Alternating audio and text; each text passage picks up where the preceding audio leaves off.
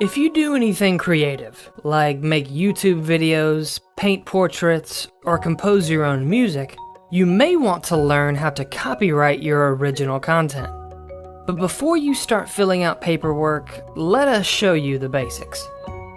This video focuses on how to copyright your content in the United States, and it should not be taken as legal advice.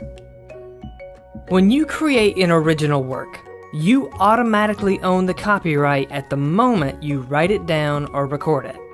It may surprise you how quick and easy this can be, but even if you simply draw something on a napkin, you are not required to do anything else to legally possess the copyright.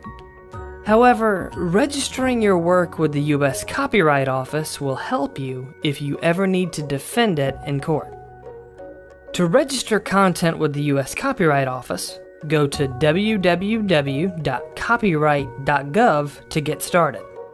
Online registration usually costs between $35 and $55, and you'll have to send a copy of your completed work to the Copyright Office either through the mail or their website. Once your work is registered, it will be added to the Library of Congress.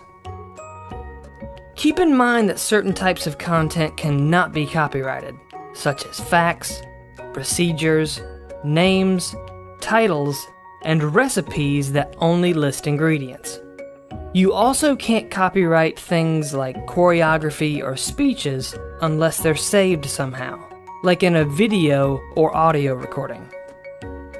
Regardless of what you create, understanding how to copyright your work can help give you peace of mind.